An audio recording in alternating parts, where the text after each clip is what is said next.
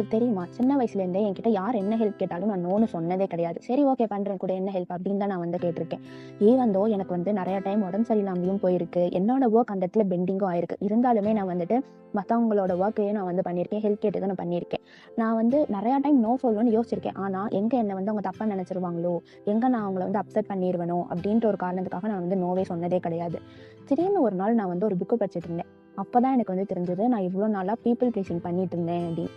People pleasing அப்படின்னா ஒன்றும் இல்லைங்க. மற்றவங்க எங்கே அப்செட் ஆகிடக்கூடாது அப்படின்றதுக்காக நம்மளோட ஓன் ஃபீலிங்ஸை வந்துட்டு வெளிக்காட்டிக்காம மற்றவங்களுக்கு வந்து நல்ல விதமாக நம்ம வந்து காட்டிப்போம். இதனால என்ன ஆகும்னா, நமக்குள்ள ஸ்ட்ரெஸ் அதிகமாகும். நிறையா ஒர்க் வரனால நமக்கு வந்து பேர்ன் அவுட் ஆகும். ஒர்க் லோட் வந்து அதிகமாகும். ஃப்ரஸ்ட்ரேஷன் ஆயிடுவோம். யாருமே நம்மளை புரிஞ்சுக்கவே மாட்டாங்களே அப்படின்ற மாதிரி நமக்கு ஒரு ஸ்ட்ரெஸ் வந்து நமக்கு வந்து கிரியேட் ஆகும். இதை நான் வந்து எப்படி சரி பண்ணேன் அப்படின்னு பார்த்தோம்னா, 4 விதமாக சரி பண்ணேன்.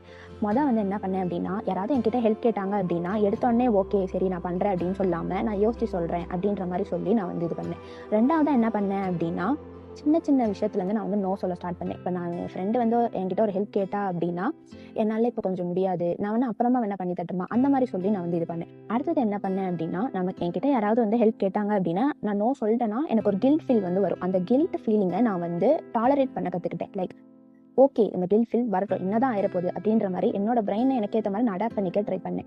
அடுத்தது என்ன பண்ணேன்னா, கடைசியாக நான் இப்போ அவங்களுக்கு ஹெல்ப் பண்ணுறதுனால ஏதாவது யூஸ்ஃபுல் இருக்கா, உண்மையாகவே நான் எனக்கு இது பிடிச்சி தான் பண்ணுறேன்னா, இல்லை அவங்க அப்செட் ஆயிடக்கூடாது அப்படின்றதுக்காக பண்ணுறேன்னா அப்படின்ற மாதிரி இந்த 4 விதங்கள் வச்சு தான் நான் இப்போ இதுலேருந்து வெளியே வந்தேன். நீங்களும் என்ன மாதிரி பீப்பிள் ப்ளீசிங்காக இருந்தீங்கன்னா, இந்த 4 ஸ்டெப்ஸை வச்சு நீங்களும் இதுலேருந்து வெளியே வந்துருங்க. அண்ட் யாரெல்லாம் பீப்பிள் ப்ளீசிங்காக இருந்திருக்கீங்கன்றத கமெண்ட்ல சொல்லுங்கள். மறக்காமல் லைக் அண்ட் சப்ஸ்கிரைப் பண்ணிடுங்க. தேங்க்யூ.